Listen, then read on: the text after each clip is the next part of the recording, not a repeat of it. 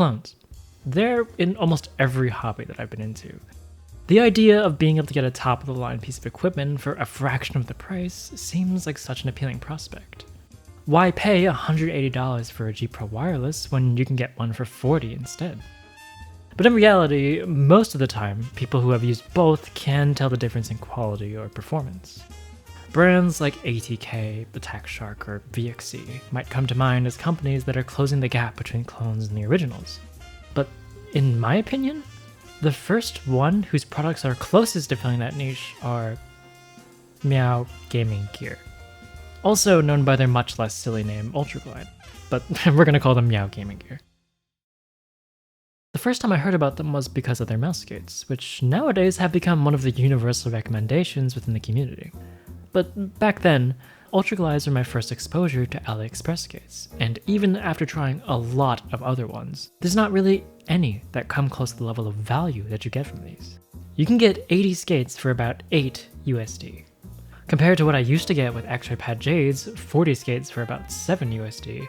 If these are even like 80% as good, it could become the new go-to option for most people. So, Meow Gaming Gear offers about 10 different skates, and the skates they're inspired by seem pretty clear. The speeds are the X-Ray Pad Jades, the controls are the Obsidians, the ice are the Tiger Ices, and so on. So it seemed like the easiest way to tell how good they are compared to the originals was to do a blind test. I can't really do it to myself, but I happen to have the most qualified person for the job right next to me. Viscos OCE, one of the best FPS players in the world, somebody who's tested dozens of mousepads and skates, has very strong opinions, and a keen ability to analyze friction and how it affects aim. Here's how it went when we did a blind test between the Ultraglide Speeds against one of the most widely recommended skates ever, the X-Ray Pad Jades. Okay. So place them in the middle. I'm gonna mix them up. Wait, I guess you don't, it doesn't matter. Okay. These feel slower. The red ones feel slower? Or the red mouse? How similar do they feel? In terms of texture, identical practically. Yeah. I really can't tell them apart texture-wise. It is just like, these have a little bit more dynamic friction. These have a little bit less dynamic friction. So, Ultraglide Jades on my backwards. I don't know which one's meant to be faster. Which one would you prefer using before I reveal? Probably these, but it is close. Genuinely, I think could go either way. Some people might like a slower skate, and it's not a bad slow skate, genuinely. It's not slow, but slower. I think I'd take these though. These are the Ultraglides. Really? Yeah. Huh. We might have to get Matty on it then. Because these do feel noticeably faster to me. I think most people could have predicted that they'd be at least comparable to Jades, given the fact that this video exists, but I don't think either of us expected to actually prefer the clones. I guess the reason for them feeling so similar on the pad but exhibiting slightly different friction properties is because of having a similar hardness and material makeup, but a slightly different rounding. Anyway, with that out of the way, there's still the question of which of their skates are worth using. I think all of them are at least decent for some use case, but the ones that really stand out to me are the Speeds, Silences, Rennsports, Green, and Purple skates. The Speeds are the one that we just talked about. While they are fast compared to stock skates, to me they're more like a neutral skate. They feel like they just let the friction properties and texture of the mousepad shine through, whether that's good or bad, and they work pretty well with just about any mousepad. The Silences are, as far as I know, an original design. These feature a layer of foam between the PTFE and adhesive, which is meant to make them a little bit smoother feeling, something we've seen with skates like the Jade Airs and Cyclone Pros.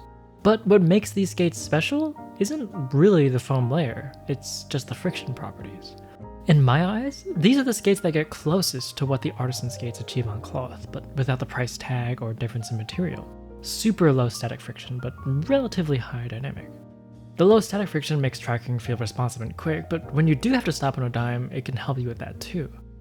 In terms of PTFE, this is the only skate that I know of that offers that kind of experience. It's really impressive, and I honestly have no clue what causes this. They can also be really good on glass too, but it's way more hit or miss there. Then there's the Rennsports, which, while you might find some people who really like them on cloth, I think are not that good for it. It feels like the flatter design makes starting movements feel stickier and stepped, and becomes more like the Speeds once they get moving.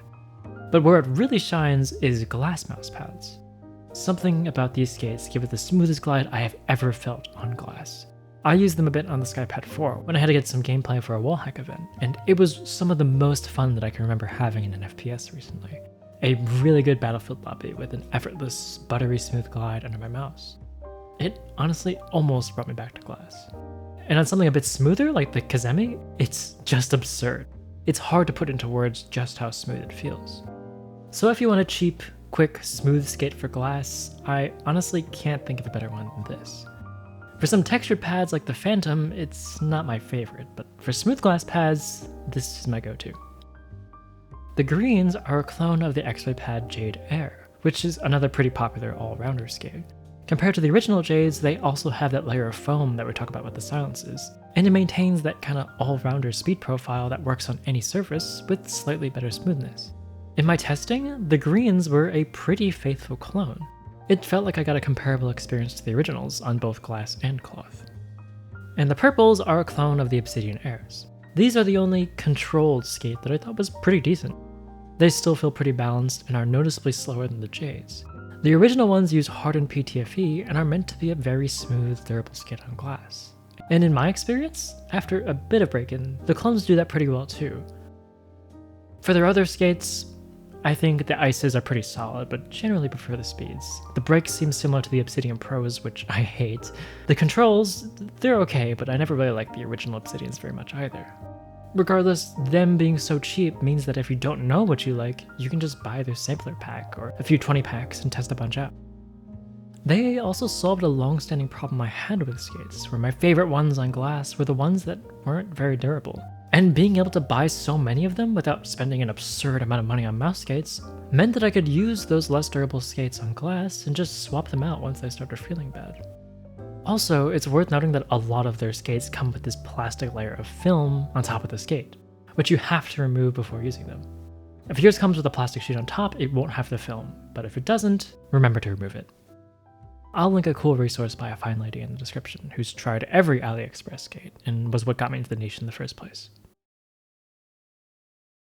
Anyway, back on the topic of Meow Gaming Gear, I was so impressed with their skates that I started writing up an entire video dedicated completely to them. I didn't quite finish it because the tariff situation made me a little bit wary about recommending them, so it sat in the project folder for a few months. In the meantime, I started writing a video about mouse pads similar to the Artisan Raiden, looking for the fastest, smoothest cloth mouse pad in the market.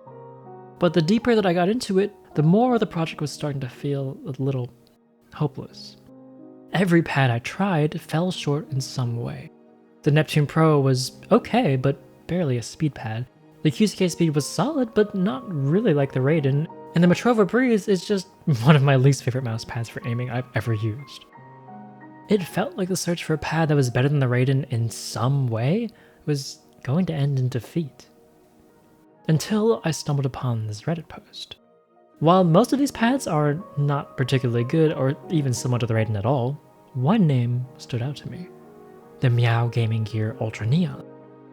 It felt like if any brand on this list was going to make a competent speed pad, it was going to be them. And like their skates, the value here would be insane. An extra large mouse pad for under $30.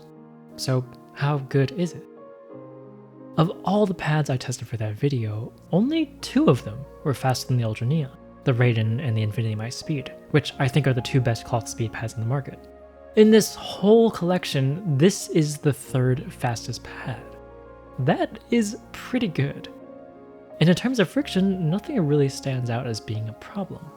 I think the only reason I wouldn't recommend this as a sort of endgame kind of option is because it's a bit excessively plush. I haven't used too many X-Soft pads before, but I think this one is even thicker than those at 4.5mm. Even though the keyboard sleeve worked well with it, as somebody who puts a lot of their arm on the pad, this is still kind of a problem. That and not having a square size are sort of deal breakers for me, but otherwise is a shockingly good speed pad at this price point. I think anybody curious about what a truly fast pad feels like and isn't getting screwed by tariffs or import fees could consider the Ultraneon. So after the success of the Ultraneon, I decided to try some of their other pads. They have a pretty massive, confusing lineup. Like, what is an Ultra Fumulus? I asked Rapso, whose reviews I often agree with, which pads he thought were worth my time. While he thinks that most of their lineup is passable, the only one that really stood out to him was the Ultradash, but also knew nothing about their newest release, the Ultrahorizon. So I bought both, hoping that they would be just like the Ultraneon in terms of price to performance. The Ultrahorizon sucks. It reminded me a bit of ATK's Type 99 clone, where their idea of a control pad is making it feel like you're dragging your mouse through mud. This one is at least slow across the board though, unlike the ATK one, which only feels slow when you're starting movements. But personally, I would hate to use a pad this sluggish and thick. The Ultradash, in my heart of hearts, I was really hoping it would be like my Artisan Zero, a balanced mouse pad that works with sleeves. And it is like a Zero, in the sense that none of my sleeves work with it. But aside from that, it's okay. It reminds me more of the Neptune Pro, where it's in a similar speed tier to the Zero and somewhat balanced, but not nearly as well balanced as the Zero. I do still think it's good though, and if I had to recommend one pad under $30, it would be in the conversation. But it's less special than the Ultraneon, because cheap, decent balanced pads are so much more common than Speed. For everything else in their lineup, your mileage may vary. I haven't tried anything else, and because all of their pads have this thickness, I don't really intend to. So if this was all they were offering, I'd already be really impressed. 2 crowns in the hotly contested budget space is very impressive. But they have one more product, in a space that I'm also quite invested in. Grip tape. As a user of fingertip mice by a company notorious for having mice with zero grippiness, I like to keep my eyes open for any potential competitors in this space. For a few years now, the X-Ray Pad Cicada Wings have been far and away the best option. They're durable, tacky, rubbery, and extraordinarily thin. Every time a new grip comes on the scene, they mention how thin they are, because thinner grips means that the original shape and width of the mouse is maintained as much as possible. Pulsar and MizuWorks came along boasting a 0.5mm thickness, but the Cicada Wings are 0.2. That last 0.3mm may not sound like a lot, but it is. They're amazing. It's all Visco's uses now since I cut them out for OP1, and it's all I've used since they came out. Meow Gaming Gear's grips, though, are 0.1mm thick. If these grips have the same level of durability and grippiness as Cicada Wings, they would be far and away the best grips in the market. So I got some. And check this out. They really are noticeably thinner than the Cicada Wings. Just as grippy too. I can do this with the grips for some reason. Meow Gaming Gear has done it again. 3 separate niche enthusiast peripheral spaces, and they're nailing all 3. And so naturally, the logical thing to do is to buy 10 sheets of it, and then tell the raw input Discord that the new Go to Grips just dropped. But every time I would use the mouse, it felt like I had to apply more and more tension to keep it steady in my hands. Anytime my hands were a little bit oily or sweaty, it felt like it would just stay on the mouse forever. Within a week's time, the grip tape was nearly useless. Though, while I think there's basically no reason to ever buy something like the Pulsar Super Grips anymore, if you don't use fingertip grip and you're looking for the thinnest and cheapest possible grip tape, even if that means losing out on a bit of grippiness, this is still good enough to be functional. That said though, I don't really recommend getting the DIY sheets, unless aesthetics really matter to you. It actually took me like 30 minutes to cut them properly and release them from the plastic. But yeah, if I'm honest, I don't fully understand how OEM companies work, or how much creative input Meow Gaming Gear has in products, but at least as a consumer and a reviewer, I am really impressed. And I love to be able to recommend something so cheap. Thanks for watching.